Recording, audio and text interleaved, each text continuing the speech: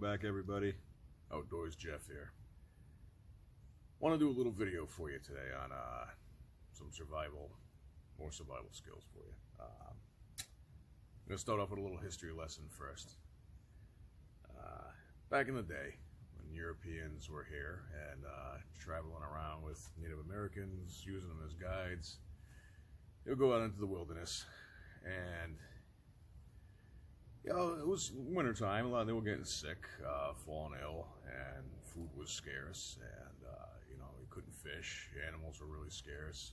Wasn't much going on for plants to eat, so as you can imagine, there was a lot of sickness, a lot of ailments, a lot of just a lot of bad things they were catching and succumbing to over the course of time, especially long winters here in the Northeast, especially. Across the whole north of the United States, actually. But they started paying attention and noticing, the natives weren't getting sick. The Native Americans weren't sick, just the Europeans. And, they started paying attention when they were making their camps at night. They'd settle down for the night. And Native Americans were always grabbing long needle pine. And they thought, oh, it's a good fire starter, and it is. It's a great fire starter. The sap in it, it's a really great tool to use, especially dry pine needles. But they were picking the green ones, so they started paying attention. And sure enough, they started catching on there. It took them a while to catch on to the trick they were using. They were making pine needle tea out of this, is what they were doing. Very, very high in vitamin C. And I'm not going to do a whole step-by-step. I'm not going to show you how to make it. It's very simple. If you can't remember the instructions, then write them down. It's very simple. If you're in an urban environment like this, like I live in, you probably don't want to just grab this off a tree and use it without washing it. That's first and foremost that I can recommend. If you are deep out in the woods somewhere, you still want to wash that too. I mean, if you can. If water's readily available for you. I mean, hopefully if you're making a tea, right? Try to wash it off, because you could have bacteria on there from feces, from animals, birds, things like that, insects. You want to make sure it's clean. You take your pine needles, and you want to get up, you try to get up on the end of a branch. That's where the most nutrients are going out onto any tree limb. Your end leaves are where the most beneficial leaves and everything else is going to be. Take a hunk off like this. You don't need a lot. Rinse it off if you can in a stream, a brook, whatever you got going. If nothing else, a rag. Wipe it down with your clothes if you can. Just something. You want to get any, heavy debris off it, bacteria that you might find, insects, whatnot.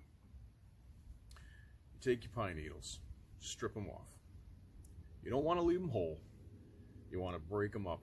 So you want to take your pine needles, break them off like this. Use a knife, scissors, whatever you have on you. If you're in a survival situation, you use your hands if you have to. At the least, you want to rip them in half. I prefer to rip them into thirds, like so. Giving yourself pieces about this long here. This is what you want. Now,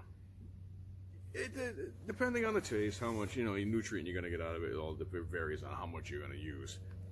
This will give you a good half a cup full, this amount here, roughly. Now, the trick to this is, you do not want to boil it. Do not want to boil it. If you do that, you're going to release a chemical out of here, and I forget the exact name of it now. It's a plant chemical that will taste like turpentine. You don't want to do that. It'll taste nasty. So what you want to do is have these ready in a separate vessel, in a separate cup. Take your boiling water and pour these over it. And just let it steep in that hot water. Don't actually boil the pine needles. That will taste horrible. Let it steep for about 5-10 minutes. Because you don't want to burn yourself in a survival situation either. You don't want to start guzzling it because you're cold or starving or whatever, or malnourished.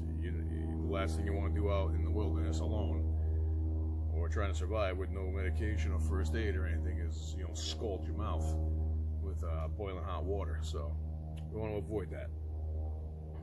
Steep that water on those pine needles about 5-10 minutes until it's cool enough to drink. Swish it around.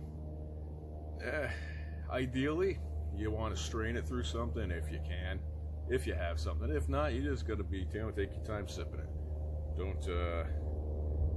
Don't suck in those pine needles, you know, start choking on those as you're drinking. So, but very, very high in vitamin C.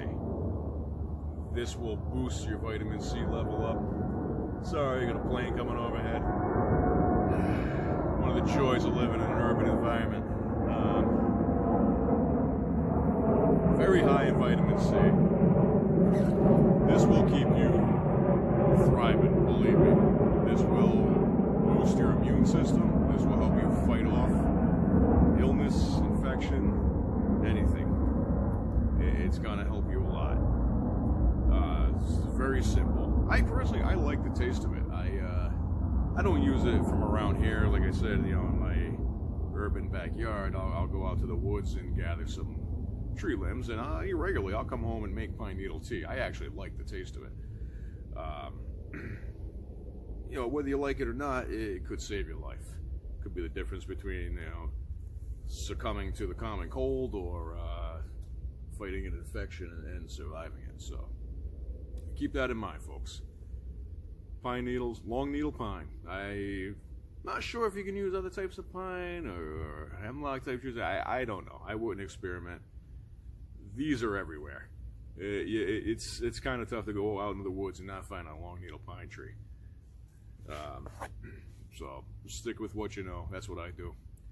All right, boys and girls, thanks for watching. Outdoors Jeff. We'll catch you on the next video.